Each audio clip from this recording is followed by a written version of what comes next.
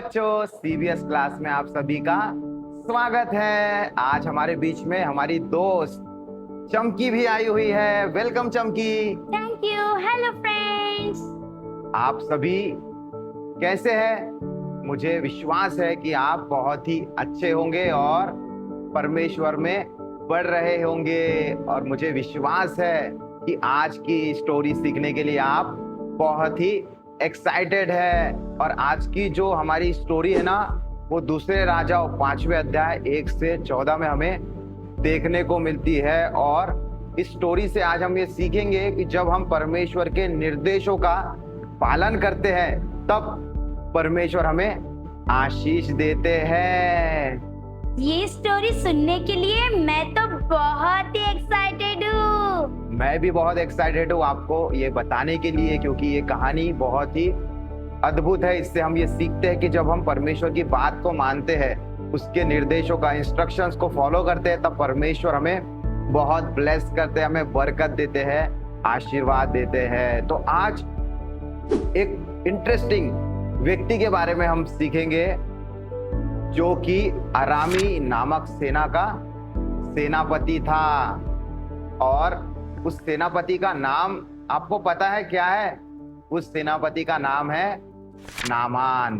ओह, Naaman. हाँ, Naaman अरामी सेना का सेनापति था, यानी कमांडर था। बहुत ही इंपॉर्टेंट पद पर वो था। और हमारी पवित्र शास्त्र बाइबल हमें बताती है कि नामान एक बहादुर और महत्वपूर्ण व्यक्ति था। उसकी भूमिका बहुत अहम थी और उसके पास एक बहुत ही महत्वपूर्ण चीज के अलावा सब कुछ था। उसकी जिंदगी में एक चीज की कमी थी। वो कौन सी चीज थी? मैं आपको बताता हूँ। उसके पास सब कुछ था, लेकिन एक चीज उसके पास नहीं थी। अच्छी सेहत उसके पास नहीं थी। हमारे पास अच्छी सेहत रहना बहुत जरूरी होता है। हाँ, अगर हम हेल्दी है तो हम सब कुछ कर सकते हैं और जो भी बातें परमेश्वर ने हमें दी है उसका आनंद हम ले सकते हैं। लेकिन नामान जो सेनापति था ना, उसके पास अच्छी सेहत यानी अच्छा स्वास्थ्य नहीं था। आपको पता है उसे क्या हुआ था? क्या हुआ था उसे? नामान को एक बहुत ही भयंकर बीमारी थी जिसे हम कोढ़ कहते हैं। वो नामान कोढ़ी था। ओह, कोढ़ी था वो। हाँ, और जो कोढ़ का रोग होता है वो बहुत ही भयानक होता है। वो पूरे शरीर में फैलता जाता है। और जो नामान कोढ़ी था ना, उसे ये रोग लगा हुआ था। और कोढ़ बहुत ही भयंकर बीमारी है जिसके कारण उसके शरीर की जो त्वचा थी ना, वो बहुत ही खराब होते जा रही थी। उसमें घाव हो गए थे। और ये बीमारी जो थी, ये संक्रमण फैलाने वाली बीमारी थी। इससे लोगों को संक्रमण हो सकता था। उसके शरीर पर इसके घाव थे, निशान थे, उसे छाले आ गए थे उसके शरीर के ऊपर। कितनी बुरी परिस्थिति है ना, उसकी सेहत कितनी खराब हो गई थी। उसके वजह से उसे बहुत ही दर्द भी होता होगा। हाँ, वो सेनापति होने के बावजूद भी इतनी पीड़ा में था, तकलीफ में था। उसके शरीर पर ये घाव हो चुके थे और वो ये सब कुछ ठीक करने के लिए, चंगाई पाने के लिए कुछ भी नहीं कर सकता था। वो बेबस हो गया था। फिर क्या हुआ? फिर मैं आपको बताता हूँ। हमारी बाइबल हमें ये बताती है कि एक छोटी लड़की सेनापति नामान को चंगा होने में सहायता करती है। उसे एक बात बताती है। छोटी सी लड़की? हाँ, ये छोटी सी गुलाम लड़की जो यहूदी थी, वो वहां पर अराम में गुलाम बनाकर ले जाई गई थी। और वहां पर वो नामान के घर में उसकी पत्नी की सेवा करती थी। एक दासी लड़की उसे एक उपाय देती है, उसे मदद करती है। वो दासी थी। हाँ, हमें भी दूसरों की मदद करनी चाहिए। और यहाँ पर वो सेविका थी, वो दासी थी और नामान के घर में काम करती थी। और सेनापति नामान और उसकी पत्नी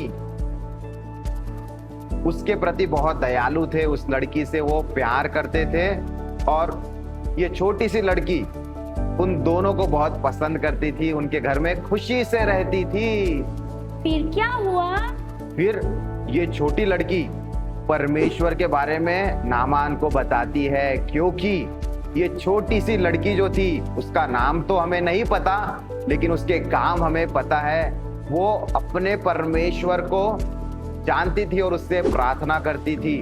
अपने परमेश्वर का ज्ञान उसे था और जब वो इज़राइल देश में रहा करती थी ना, तब उसने परमेश्वर के बारे में सीखा था।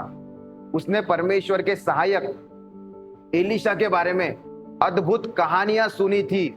उसे पता था कि एलीशा जो परमेश्वर का भविष्यद्वक्ता था, वो परमेश्वर के नाम से बड़े बड़े और अद्भुत काम किया करता था।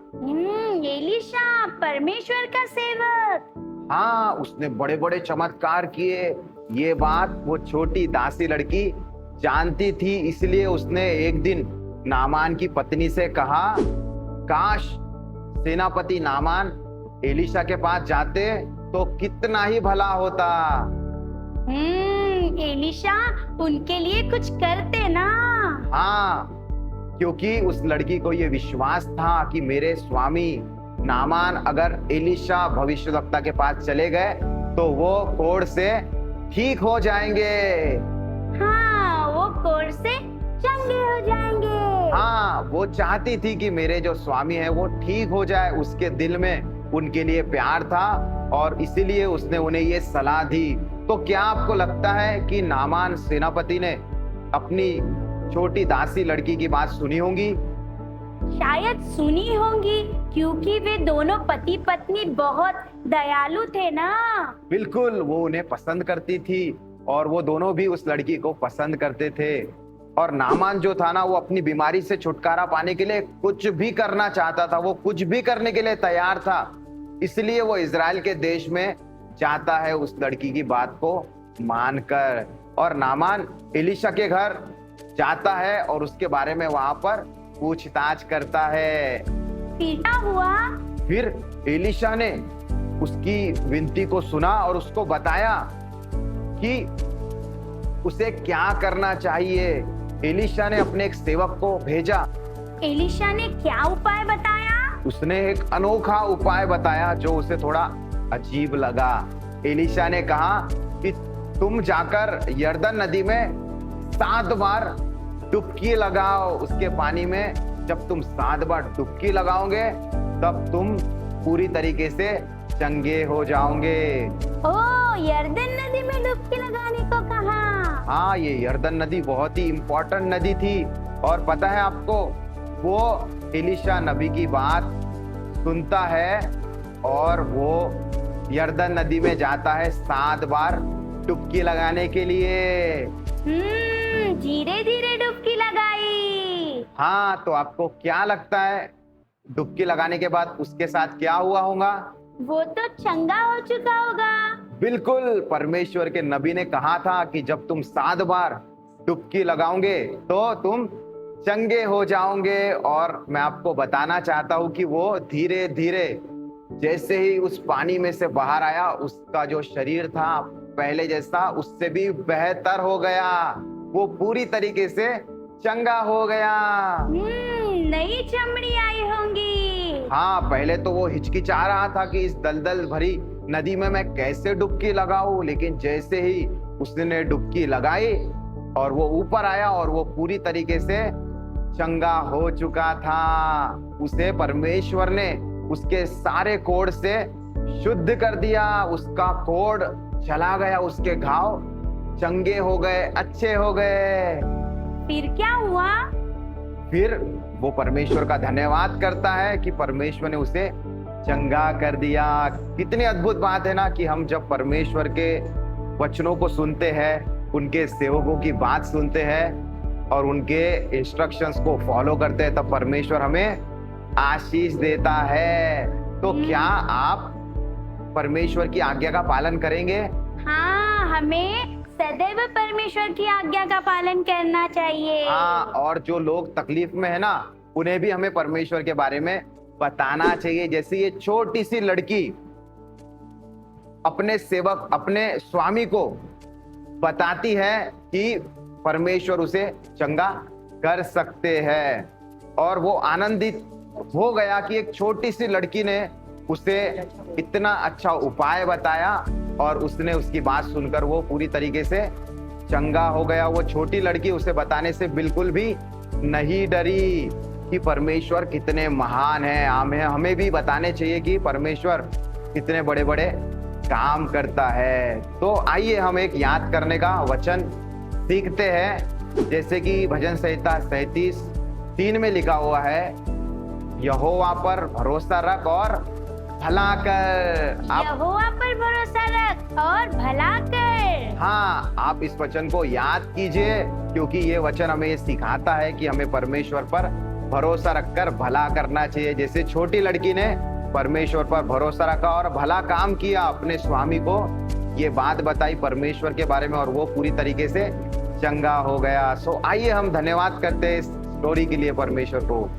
थैंक यू पिता, हम धन्यवाद करते प्रभु कि आपने ये अद्भुत स्टोरी हमें सिखाई है, जिससे हमने ये सीखा कि हमें आप पर भरोसा रखना चाहिए और दूसरों की मदद करने के लिए हमेशा तैयार रहना चाहिए।